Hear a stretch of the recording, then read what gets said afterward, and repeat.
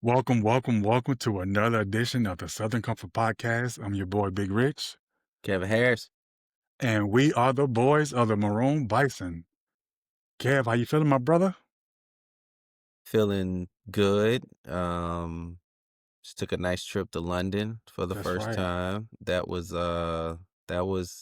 exciting. I like London. I would definitely go back. And I remember Howard was the first place where I heard a black person with a British accent that wasn't Naomi Campbell. But Really? the first like black person in the flesh that had like a British accent. A couple of my classmates were British. And so it was, I don't know, the accents are just funny to me. I'm overly friendly over there because I just want to make people talk, just so I can hit an accent. Well, But it's a great city. I love it.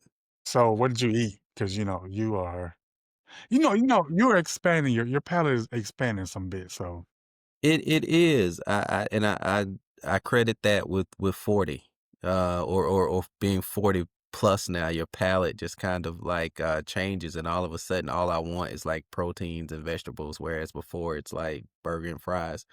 But actually, the food to me was pretty good, and that's like the rap, right, on London is that like the food's gonna be bland and not good, but well, in the past it was questionable, but I guess they got tired of that. So I guess so, because everything I had was good. I did fish and chips. I went to like one of the oldest fish and chip spots ever. did Um, you have mushy peas? nah, I ain't changed that much. I still ain't eating no peas, but I did do fish and chips. That was delicious, and I actually got some Chinese food while I was over there. That was really, really good in their Chinatown. And then I went to there's a place called Pizza Express, that was like really, really good. I went to a steakhouse. So like I had really good food over there. And then of course I had to do tea, and they Milk? call them scones, but they basically, they're just biscuits, but it was best damn biscuits I've Did ever you had. did you do milk in your tea? I did do milk in my tea, and the tea they had that day, it was a blend that was named after Queen Elizabeth.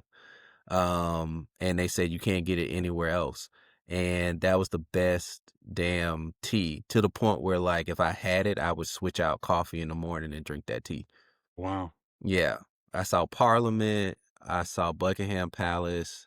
I just say you saw you Uh saw George Clinton?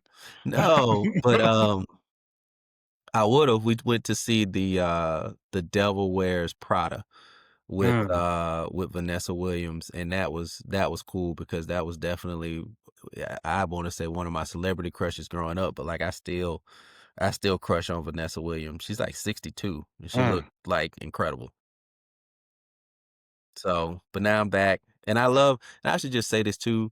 I love watching the news abroad mm. because of how different it is versus the news that we get here in the United States, right? Like I love watching BBC, and there's such an international flavor to how they cover the news and how they live, whereas in the United States, everything is so centric to us.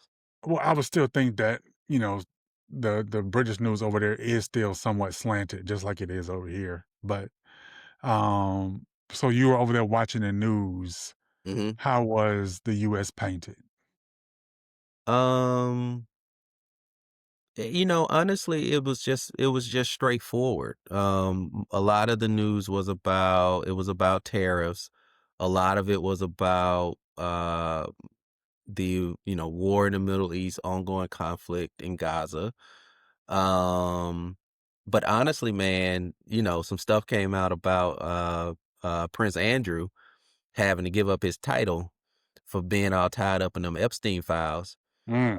because one of the accusers, sadly, she just released a book where she talks about, having,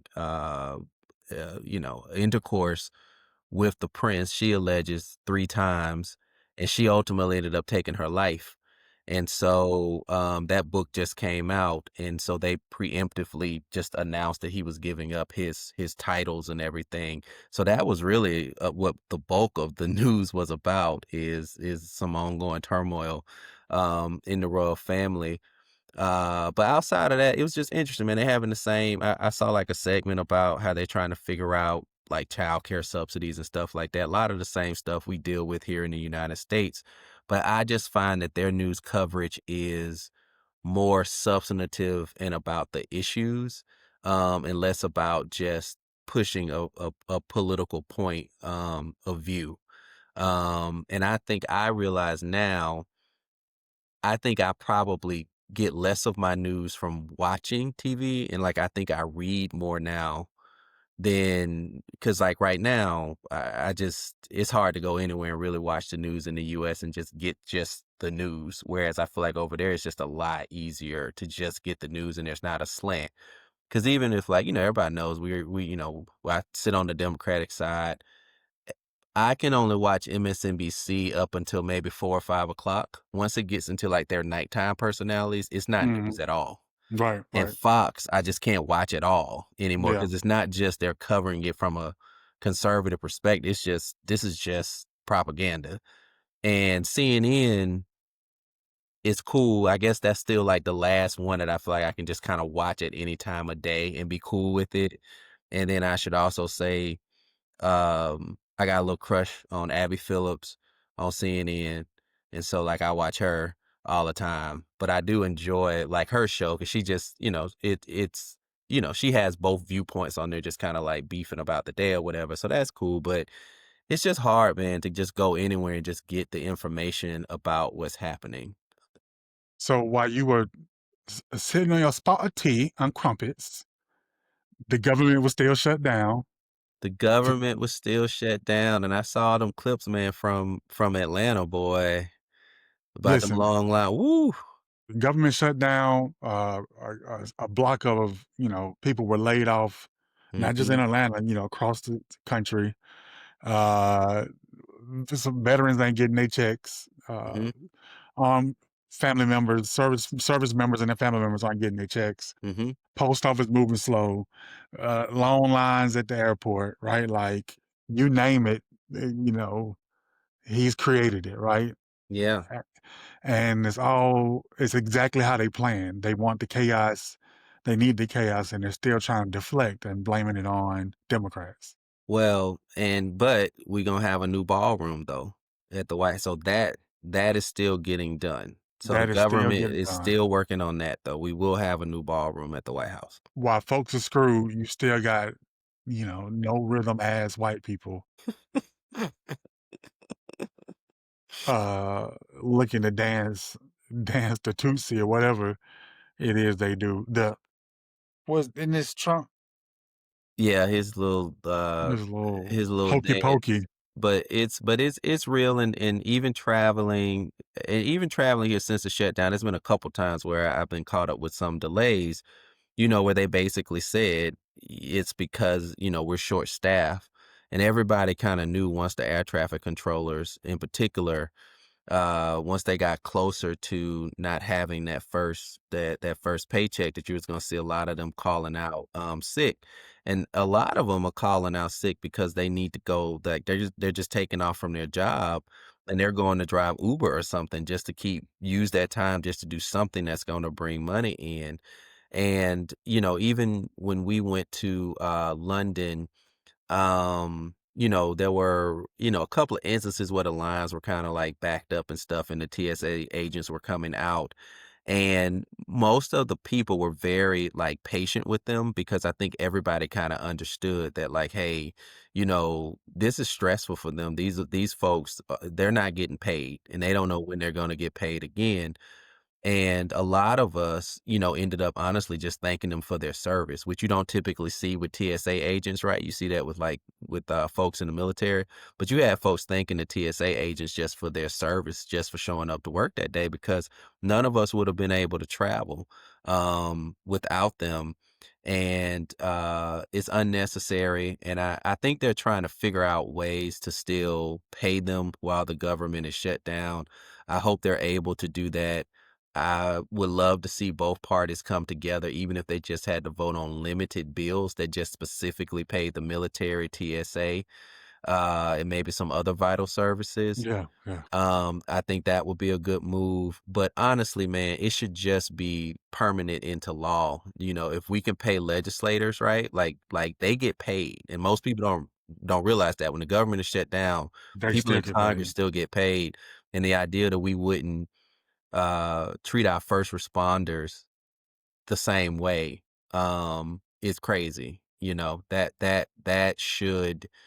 um that should not be the case, right? They Yeah, should be yeah. immune and exempt from this. And so we're gonna see. Folks have asked me, you know, some of our work, right? Like we don't just consult and advise political campaigns. We also advise, you know, companies and entities in the private sector. So for, you know, some of our clients, they're asking us to look into a crystal ball and forecast, right, how long this might go. And I think we might have at least another 2 to 3 weeks of this. And part of why I think that is because there is, so long as they've been able to tap separate pots of funding of leftover funds in different accounts to pay for some of these vital services, right? Like if they figure out a way to pay for the troops, if they figure out a way to pay for air traffic control, in TSA without opening the government, then you really don't have incentives yet for both sides to come together and work out a deal, right? Like the healthcare premiums that are gonna go up, people are now just starting to get those notices, but the premiums technically haven't gone up yet. So if they're paying the veterans, if they're able to pay for the active duty military, they're able to pay for TSA, the premiums haven't quite hit just yet, then no side is incentivized yet to come to the table.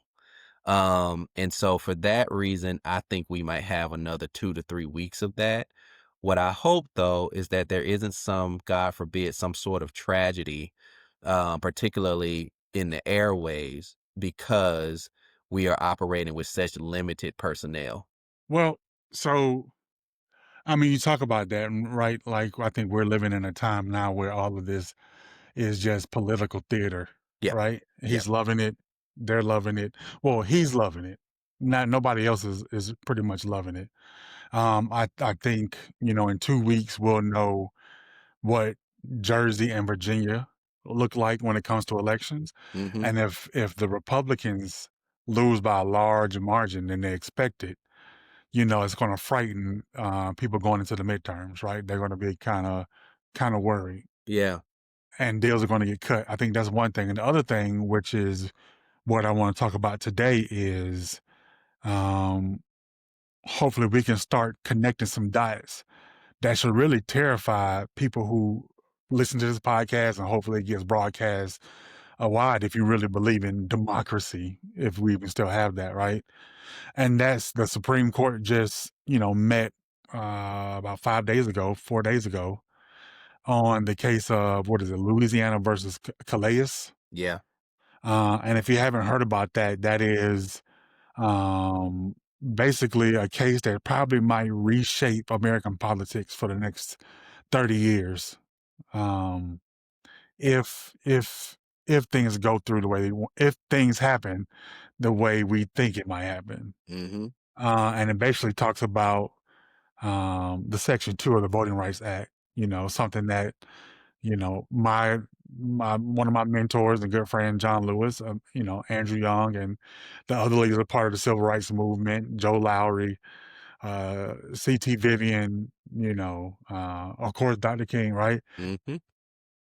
For 60 years, right? 60 years, this has been the cornerstone protection against racial discrimination when it came to redistricting. Mm-hmm. And if this gets gutted, this is the reason why we have majority Black and majority Latino districts. Mm-hmm. It's the reason why, our Congressional Black Caucus is the way it is, Mm-hmm. as well as the Latino caucus. It is any meaningful representation of what we have in Congress. And the Supreme Court is trying to gut it. Mm-hmm. Mhm. maybe, in its entirety. Yeah. Um, and I guess it drew from the Louisiana, drew a congressional map that just had one majority black congressional district. Um, and think about this as a whole, right? And we talk about this all the time. Why don't we organize in the South when you got a place like Mississippi, Louisiana, and Mississippi Mhm. that are over 30% African American, Mhm. Mhm. and you invested millions of dollars in a race in Wisconsin when Louisiana only has 700,000 people, Mhm. Mhm. and you could have easily invested half of what you invested in Wisconsin and did that in Louisiana, and probably could have turned that state blue. Mhm. Or at least won something down ballot, right? At Like, least. I get how, gerrymandering and stuff like that can make congressional races difficult, right? But in statewide elections, right, we should be able to perform a lot better than we typically do perform down here in the South. And that case that you're referencing, it is very concerning because it really gets at like the teeth of what the Mm, Voting Rights Act is.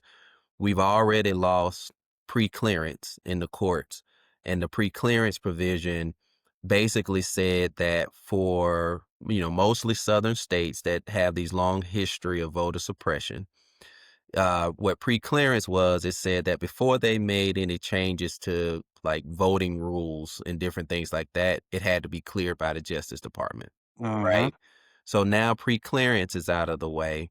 Um, and they got rid of that already. And now, one of the other big parts of the Voting Rights Act that's pertinent to the case you were talking about has to do with how congressional districts are drawn. There are rules that states have to follow where they basically have to ensure that minority populations have the opportunity to reasonably vote for a member of Congress that is from that community.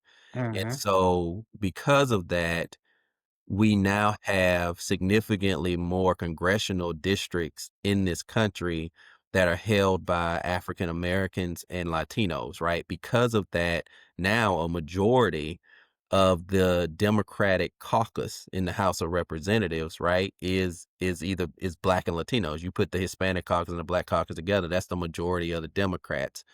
And so if you get rid of those rules and you allow these Republican states in the South to write maps however they want to, with any regard to inclusion or making sure that African Americans and brown people have a voice, then you are looking at what some folks estimate would be for sure the elimination of 19 congressional seats that are currently held by black members of Congress. And mhm, pretty much all of those districts are in the South. So you have a place where, like Mississippi is technically the blackest state in the country. They only have one Democratic representative and one black representative, and that is Benny Thompson. It is very likely that if this provision, if the Supreme Court strikes this down, Benny Thompson's seat goes away. You mentioned John Lewis, right? It's possible that the seat that was held by John Lewis goes away, right? crazy, crazy. South Carolina, Jim Clyburn, right? His seat probably goes away. But, what's interesting though, too, though, is that the two states that would fare the best in this crazy scenario are actually Georgia and North Carolina. And those happen to also be our two states in the South that are actually battlegrounds. Mhm, And so, to your point earlier about like building a bench and making these states more competitive in the South, that's an example, right? Of they're going to be more careful and more thoughtful about how they approach those states because they know they can't go too far because those are actual battlegrounds. And because they're battlegrounds, they have more power, right? And there are other places in the South where, we could be doing a better job of empowering people, investing, and organizing that would have put us in a much better position to deal with the ramifications of this. So that's 19 seats that will go away immediately. And then there are about another 8 seats that will become more competitive that are now safe Democratic seats that some of those could go to Republicans. So you have potentially 27 seats that and think about like those 19 seats I just told you about in the South. You're talking that would mean that the current Congressional Black Caucus is about 60 members. You're talking about reducing the Black Caucus by a third Right. if this goes through. And you brought up Mississippi, right? In Right. Mississippi, which is the blackest state in Blackest state. America, right? Mhm. They could eliminate the one single district that is represented by a black person, Yep. right? Yep. That's Like all that's the black people live in Benny Thompson's district, right. Well, basically. They packed them all in. well, Yeah. yeah, yeah. But here's the kicker, right? Like again, once again, and this is why I say that the shutdown will go longer because it's a smoke screen, right? Mhm. All of this is Mhm. happening. Mhm. Right.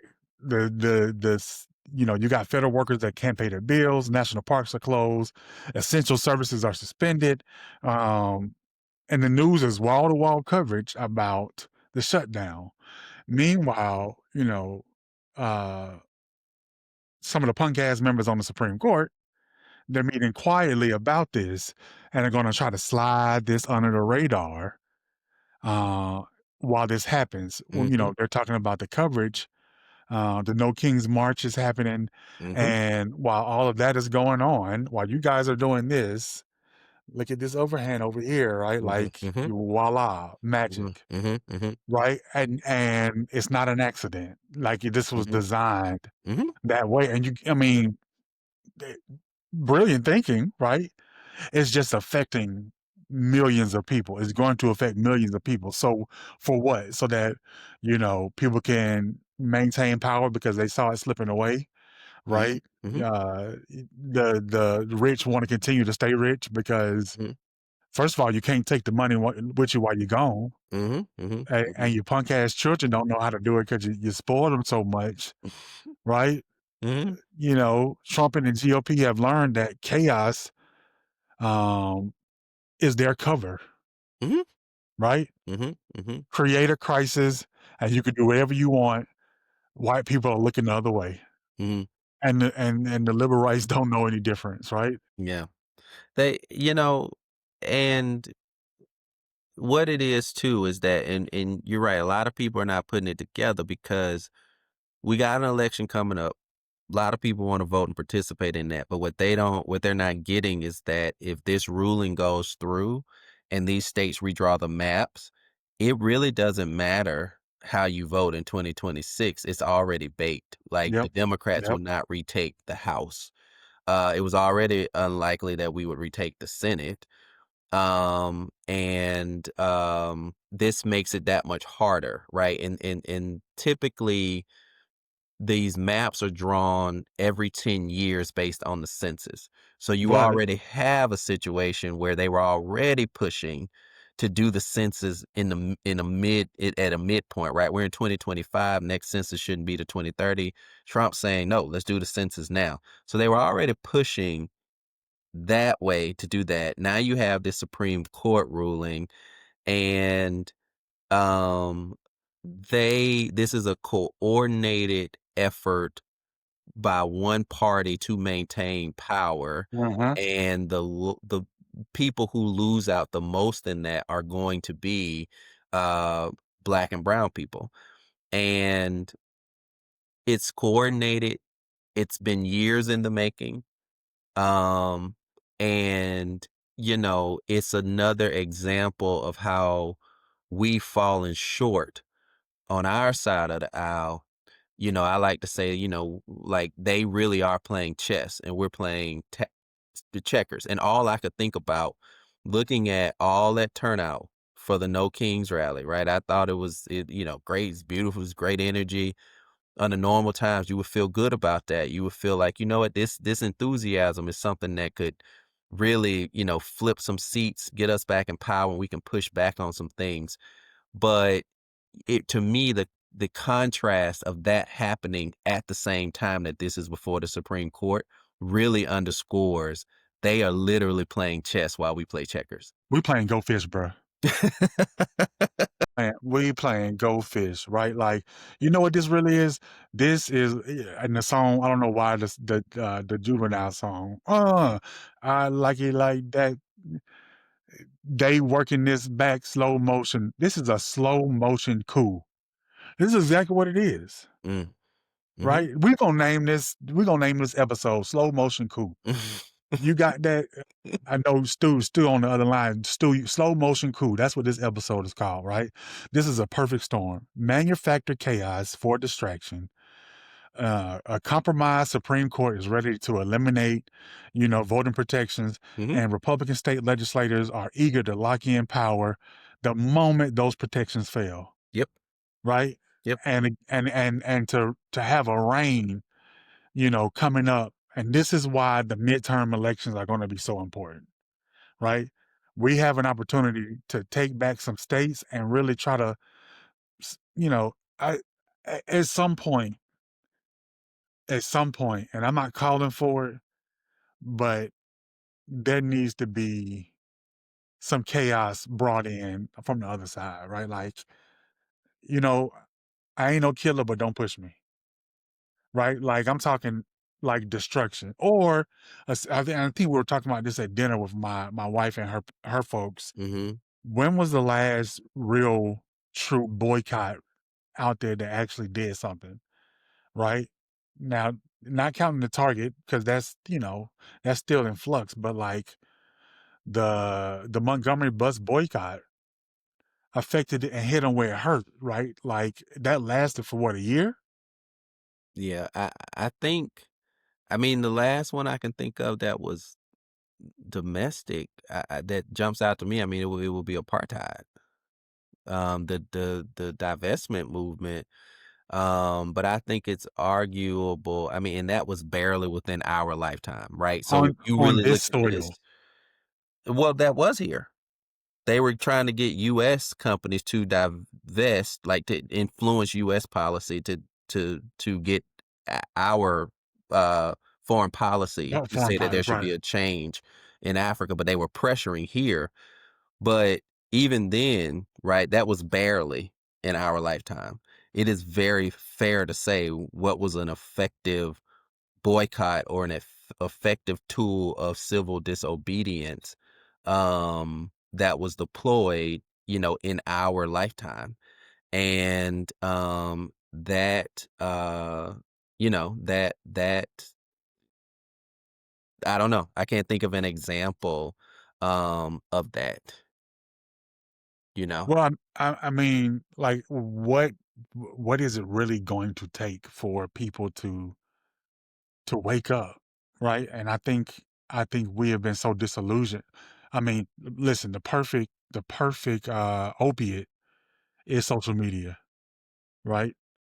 And we've fallen victim to it because I send you kind of clips all the time, like, Mhm. look at this dumb mess, right? But like TikTok and Instagram, it's an opiate to the masses, as well as, sports and everything, right? It takes our attention off what's important and what's truly happening to us, right? Mhm. Right. You should care that there are government workers right now who aren't getting paid.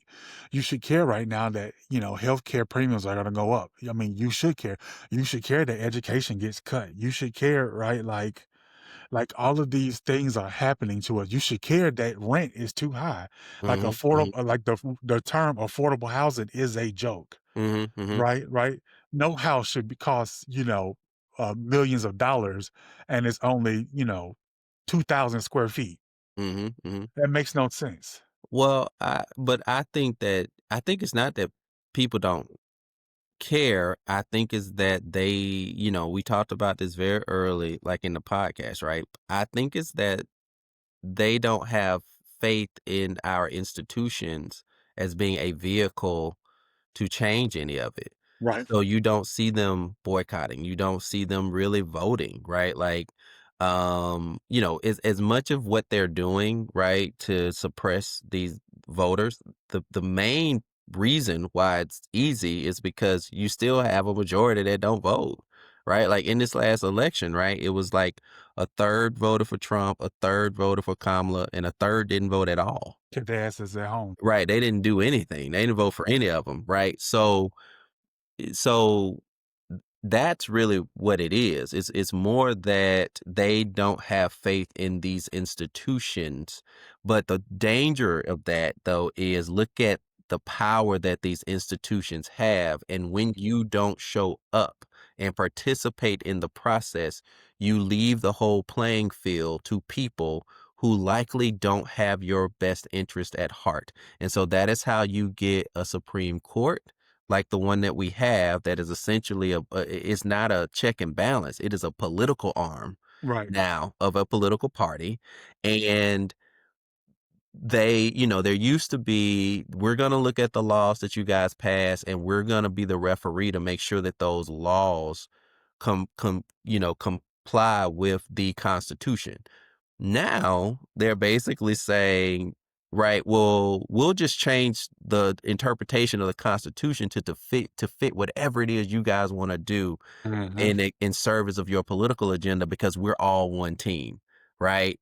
And it's not just the Supreme Court. You have judges at the lower level. The majority of cases that decide how we live every day never make it to the Supreme Court. But that's been a part of their plan. That was Mitch McConnell, Yes. right? That was his plan, what, 20 years ago? We're gonna slowly, Yeah, it take this goes shit back. it's longer it goes longer than Mitch McConnell. They all kinda came up that way, right? This is what they believe, this is what they hold to, regardless of how the political winds change or where the majority of public opinion is, they never stray from that. They play the long game in a way that we don't, right? And so they've put these judges, they built these pipelines, they have these state legislatures who, and these attorney generals and everything else who are all singing from the same hymnal, right? And then they become senators and they become presidents and they do all this other stuff, still saying the same stuff.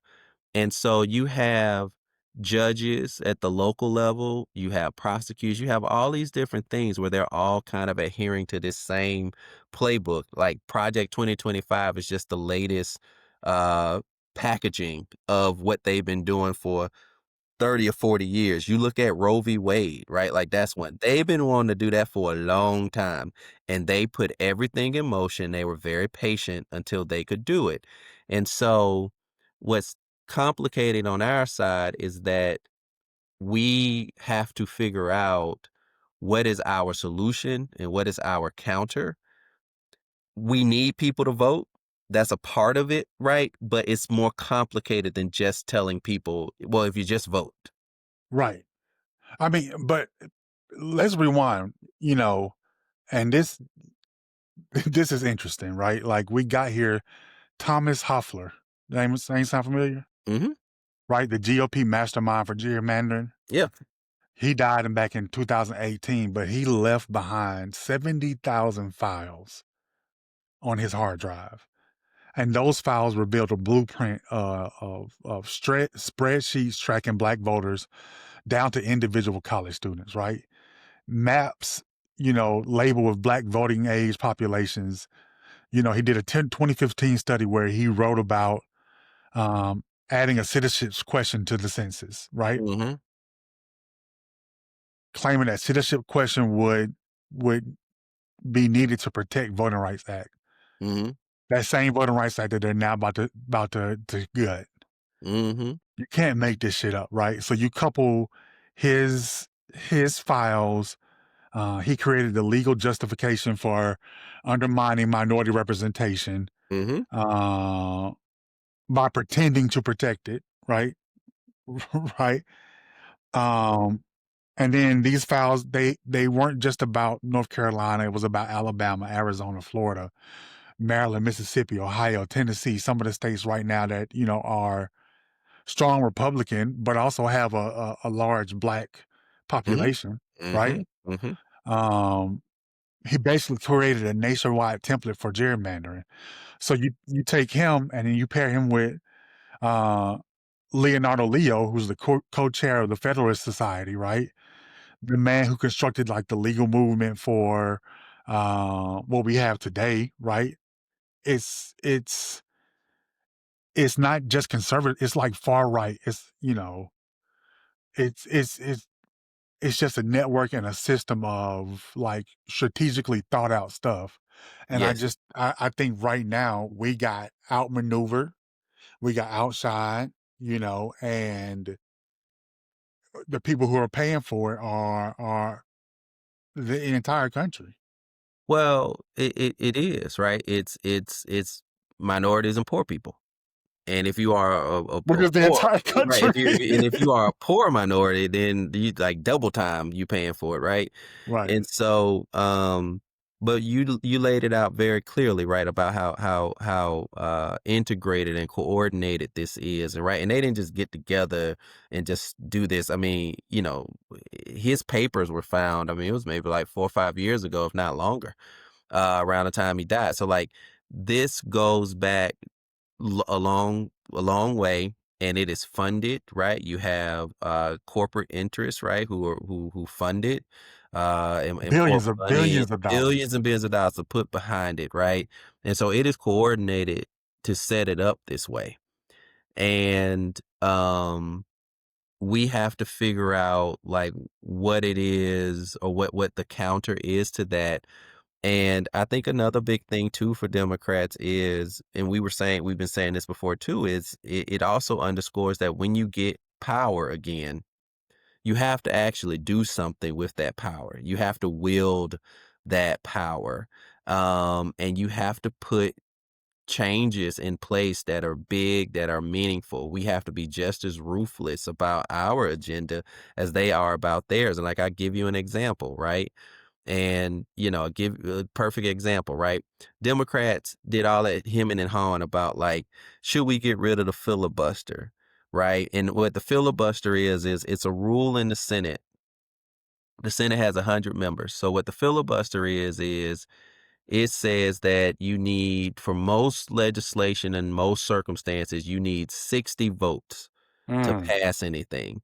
So you can be in the majority like the Republicans are right now, right? Part of the reason Republicans can't just reopen the government is because they don't have 60 members in the Senate.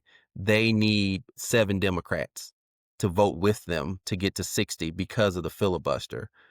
Now they could just do a majority vote, take their 53 members and say, we just gonna say the filibuster isn't the rule anymore.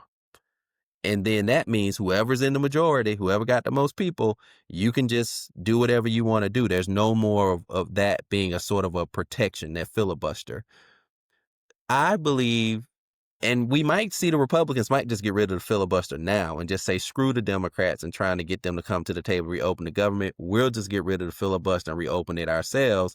And then, Right. oh, we don't need the filibuster. We don't need 60 votes for a lot of other stuff that we want to do now. We just need a majority, and we have a majority. My point in telling that story is that that is an example of how when Democrats had power, they should have just got rid of the filibuster. But they were thinking, well, if we get rid of the filibuster, then if the Republicans get power back, they're going to do all these things. They're going to do it anyway. They're doing it now with the filibuster. So this notion that we have to play by rules that the other team doesn't, right? It's That's out the not window. serving us very well, right? And a lot of that thinking has to change too, right? And that's what I mean by like willed power, right? And even when you go back and you look at like Roe v. Wade and like this last cycle, there was a lot of messaging, right? A lot of campaign work you and I had to do around that issue, and there were debates about how potent is that as a political issue. Mhm. And in a conversation with my wife, the limitations of that came through for me, because my wife, I said, all right, I would actually show her one of the ads I had done. I'd let her listen to scripts sometimes, just like as a little focus group. And my wife said, okay, that's fine, right? That's fine, right? Because I'm a Democrat, I'm going to vote for the Democrat. She said, but if you really want to know how I feel about it, you guys are telling me everything that they're going to do because they struck this law down. And all I can think about is, why didn't you protect me to begin with? When you had power, why didn't you protect this? so that they could never do this to me. But now you want me to trust you to get it back when I feel like you the reason I lost it anyway. I always knew they wanted to take this from me, but you're supposed to be the one defending me, Democrats. And why did you let them take when you had power, right? And you got some folks in the party, right? Like Liz Warren and others that are just like, get rid of the damn thing. You know, you got some folks in the party now talking about expand the Supreme Court, right? Like if they did something like, because keep in mind how they have their current majority right now in the Supreme Court. One of them, there is a seat, right? Alito, not Alito, Scalia died while Barack Obama was president. The Senate would not bring up Get uh Merrick Garland. Eric Garland, who was Barack Obama's pick. I wanted him to pick somebody else, but whatever. They that's neither here nor there. But we learned that lesson when because Who did you want? Who did you want back then? I wanted a black woman. Nobody in particular. You just wanted a black woman. Yeah, yeah. There's a lot of them out there. I'm sure there's one that would have been lovely. Like I wanted that then. But You could anyway, have. You know, I mean you put Amy Coney Barrett up there? You could have put Judge Hatchett for all week. you coulda. I love Judge No, I Judge Maybelline. Now Maryland. that's who they should have put on that court, okay? A lot of things would be different if we had Maybelline up there, okay? Maybe Lady be up there checking. Lot of things, okay, would be different in this country had we nominated her and got her confirmed, okay? Where is old So, Judge Maybelline? some were thinking they should have just put me up there, but but I got their asses together. but Barack Obama had that pick. The Senate was held by Republicans. They refused to do their constitutional duty, which is to consider the president's nominee for the Supreme Court. They left it vacant to see what would happen in the election. And Trump won, and then all of a sudden, they knew Trump was gonna win. But we laid down. We laid down. And I do blame Barack on some of that aspect, right? He knew that shit was going on with Hillary. And he just was like, I'm not gonna, man, you could have like been like, fuck this. And he could have put his shit on the table and been like, I'm big dog, this is what's about to happen. and I think, part of that is, we talked about this too, like the interference, the Russia interference in the 2016 election. A lot of it, like we knew about, the Obama White House didn't amplify that as much as they should have because they didn't want to look like they were politicizing the election. But it's like, Bruh, what? screw that. Like, just like we talking literally about the Republic. Just tell the people what is happening and how the Russians are trying to manipulate this election to get this guy in because they know what they can do to him, how Barack, they can manipulate him. you mean to tell me when you on the basketball court, you ain't throwing a little elbow? You know what I'm saying? You ain't, you know what I'm saying? You ain't tugging and pulling on a little guy to get him off balance. But it gets to the naiveness that we have had, right, as a party about thinking that there are just certain rules and certain norms, right? That there's certain untouchables, right? That doesn't really exist anymore. That doesn't exist anymore. And it's like how much destruction has to happen before Right, we realize that, right? right, And right. so now we're contending with it, right? And if we continue to see like these voting rights, they're going to use this playbook and go into other areas, right? So, and already are. So, but if we see this further gutting and erosion of the Voting Rights Act, right? Then they can go after the Civil Rights Act. Then they can start going after other amendments to the Constitution, parts of that they don't like there that were put in place to help empower the poor and people of color. So this is a very, very dangerous, like slippery slope, and we got to start reclaiming some I ground was about to, here s- some kind I of was, way. I was about to say, we're talking and pointing out all the horrors and the bad shit, right? But we need to talk about what do we do now? Where do we go from here? Well, first, right? We said it. We wrote an op-ed about it. We know you need year-round organizing, year-round voter registration. Hmm. You need to be training the next wave of leaders. You need to be retooling a lot of the current electors and the next round of electors, right? They need to know how to run for office. They need to know how to produce shit. They need to know how to strategize, right? We need to win the House. We need to We need to flip the House and the Senate, both, hopefully. We need to win back some states, you know, and it's not possible, but we need to get in there, even with all the gerrymandering. If the current maps remain the same, there's still a path to retake the House, right? And if we win, we can't be timid. We got to go in there, put our shit on the table, right? And say, you did this. Now we're going to pass the Freedom Rights Act, right? We're going to pass the John Lewis Voting Rights Amendment, right? Like, the John Lewis Voting Rights Advancement Act, right? Like, we're Mhm, going mhm. to ban partisan gerrymandering, right? Like we worked on in Like we Virginia, helped do in Virginia. Yeah. like we helped do in Virginia. We Yeah. require nonpartisan redistricting, restore protections gutted by the Supreme Court, right? We launch a fucking, January 6th style hearing on gerrymandering, Mhm. expose how Republicans are rigging maps, silencing minority voters, like put them on blast, right? Because believe it or not, your, uh, Cheeto in chief, Mr. Kankles, you know, fluid building legs, he is not gonna make it. I'm point blank. He's just not gonna make it. And when he goes, it's gonna be, horror and tears of rednecks. I mean, people about them losing their master, but it's opportunity for us to capitalize, right? Like we have to reform the Supreme Court, right? The court is now political. They're receiving dark money, right? And we try to call it out, but there's no accountability there. Congress has the power to set some ethical standards to bring true transparency to this, right? Like we need to make Congress work for America again.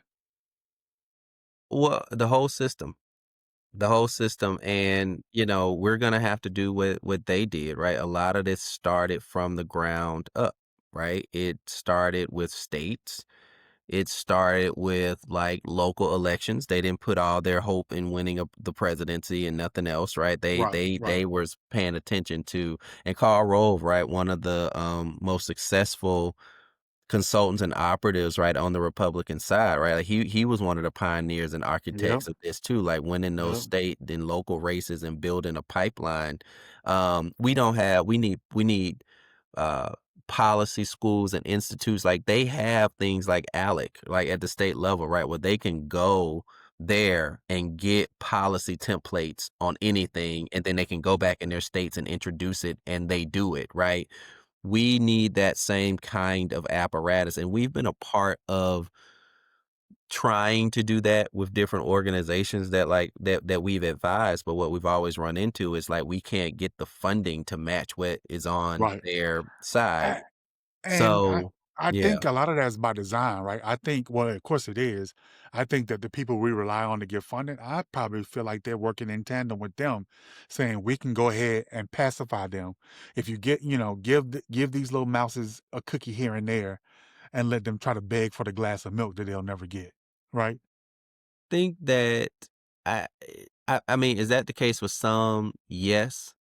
But like, we've also been in situations too where you have to advise where it's a apolitical organization or operation, and you have to advise on the overall political environment. And sometimes you need friends on both sides, and sometimes depending on who's in power,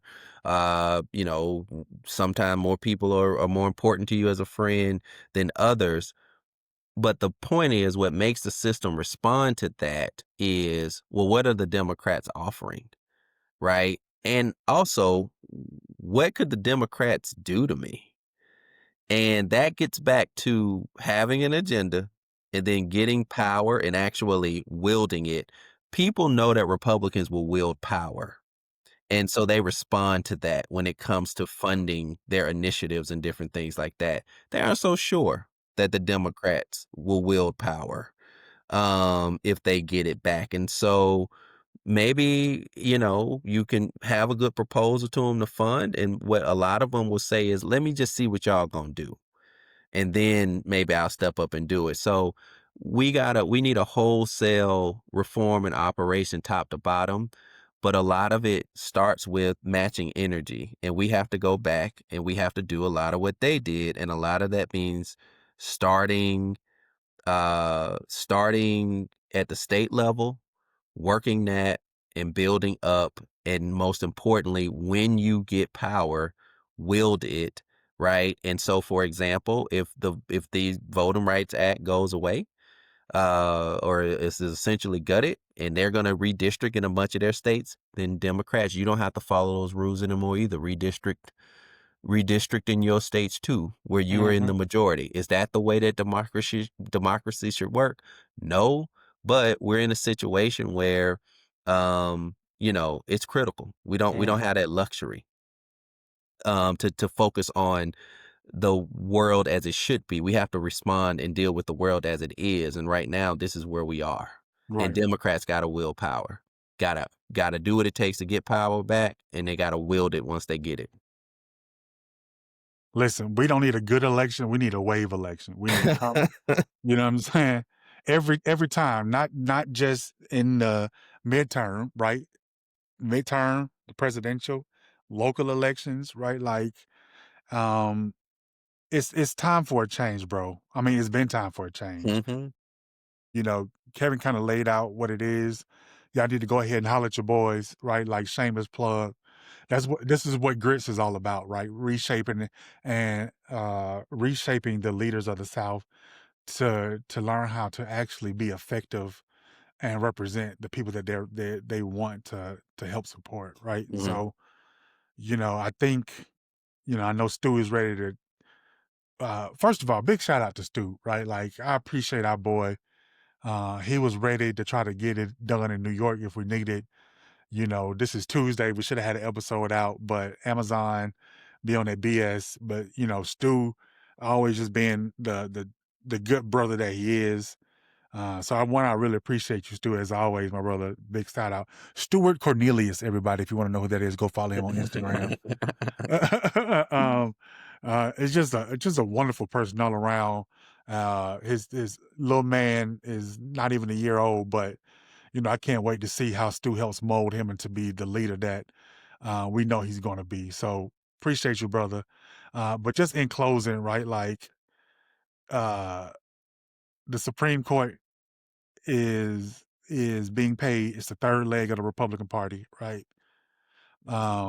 We got people hurting, ain't got jobs, getting laid off, federal workers, long lines at airports. Holiday season is coming up. Just God forbid how that's going to look and what happens there. We're talking about rolling back 60 years of progress back to pre 1965, right?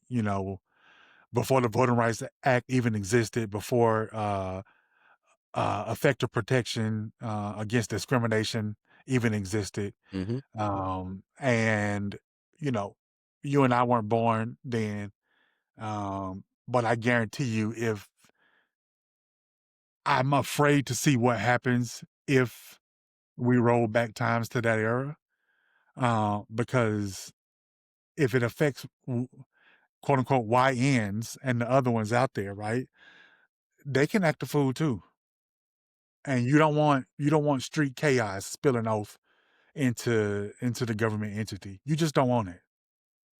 And it just takes us back to it just creates instability and chaos in the country where there doesn't have to be, and where there shouldn't be.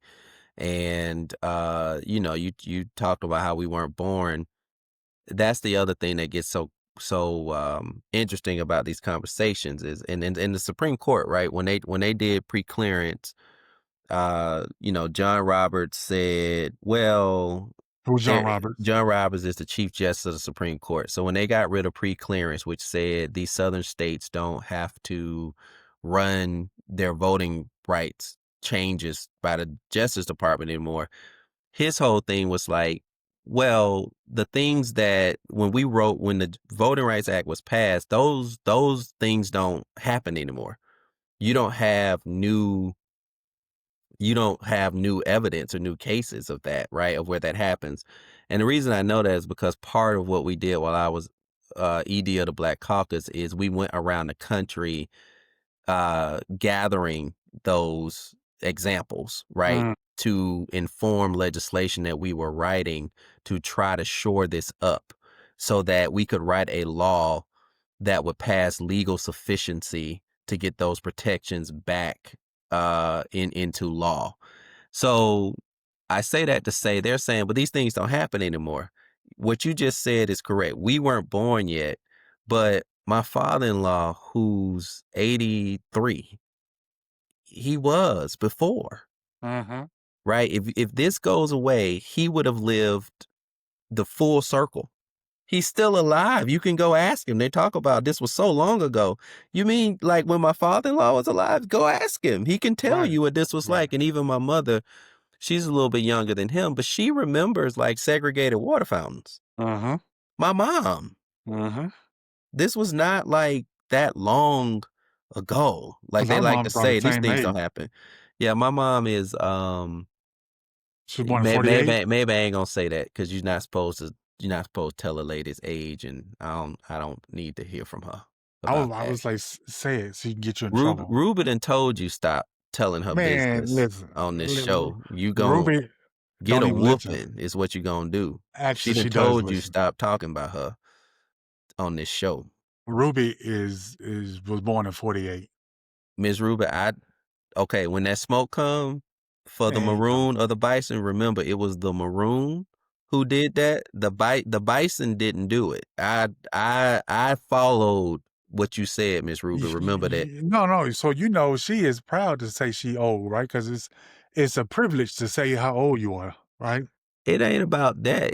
She just ain't tell you to say how old. She's fine with you saying she old, but she didn't tell you it's the specifics. That's You what's know, gonna get you in trouble. she be alright. She be alright. You know, I'll and make her well, let me say one last thing about this, about the courts and the judges, and one last thing I want to say, especially today, because Joe Biden Joe Biden. he did his last round of chemo. Uh-huh. And I was very glad to see that and wishing him a speedy recovery. And I know everybody like to kick Joe Biden around nowadays in the Democrat Party, but one of the things Joe Biden deserves credit for and one of the uh, unequivocal accomplishments of his presidency is he definitely helped us reclaim a lot of ground in the courts. It wasn't just getting us our first black woman, Supreme Court Justice Ketanji Brown Jackson. It was also all of the people that he put in the lower courts. Mhm. He matched energy. Like we talk about wanting to see Democrats match energy. When it comes to the courts, Joe Biden matched energy. And when he had majorities, he pushed through a lot of judges. And that is going to be one of the endearing parts of his legacy that will outlast his lifetime. That's true of any president, but it certainly will be true of Joe Biden. And he deserves credit for that. And I know we ain't got to the mumble moment yet, so I'll just jump ahead and just say my mumble moment gonna go to Joe Biden because on that one, he deserves his flowers. When it comes to the courts, when it comes to pushing through judges, Joe Biden maxed energy and he got it done. Yeah, I don't really have a mama moment right now. I will say, one, folks, don't let this smoke screen fool you. Stay focused on what's important. But I do want to give acknowledgement to D'Angelo. Yeah. I've been playing D'Angelo every day since he's passed. They definitely was a soulful brother, very impactful in terms of, my first love has always been music, right? Mhm. Like I have my sisters, both my sisters and my mom and dad's records that they collected over the years, right? Like Terrence, I'm come get my records, by the way. Um, and my very first girlfriend used to buy me CDs. And the first CD that she ever bought me, we went on our first date. She bought me Voodoo by D'Angelo. And right, like I played that over and over again. With one of my favorite artists, right? So he didn't get the appreciation that he should have gotten because at the time I think neo soul got outshined by uh, uh, white boy bands like NSYNC and Backstreet Boys who were trying to copy that and make it their own, like pop. So like pop took over the scene where R&B and neo soul really could have flourished. And I'm guilty of it because I was, dirty pop. What I mean, I love You know, NSYNC, Backstreet Boys, I mean, yeah, I'm all over the place with my musical taste, but what I love about that though is that and it just shows you the, 'cause we just talked a lot about divisions and where we divide it, but what I do love about music though is its ability to bring people together, and that's an example of it, right? Like, Justin Timberlake and NSYNC, they couldn't do it the way D'Angelo did it, right? Like it's just different. Y'all are different people. But they will tell you, we listen to D'Angelo. absolutely, Like we absolutely. love we love D'Angelo. Or hey man, what I was talking about, just being like in London. Okay, coming back, um, in the car, I'm literally listening to like Elton John and Billy Joel and, but then, like, it might be Lil Wayne, and Right. then Ozzy Osbourne, and then Cher, then, Jeezy. Like, this is all the same car ride. Well, listen, So listen, jukebox, we gotta go because this this has probably been our longest episode. And S and Stu, wake up, Stu. He probably over there asleep. We recorded this. It's gonna drop in like 2 hours, hopefully. mhm, Tuesday on a Tuesday, right? Like mhm. so it means we still didn't miss a week, right? We're We did keeping it not. going. We did not. Um, we really appreciate y'all. Like, keep listening, keep subscribing, keep passing along. We're gonna go till these wheels fall off. Really appreciate the love and support. Stay focused on what's important. Strategize, organize, do all that good shit. Big Rich out. Kevin Harris, peace, y'all. Thank you. Peace, peace, Bye. peace.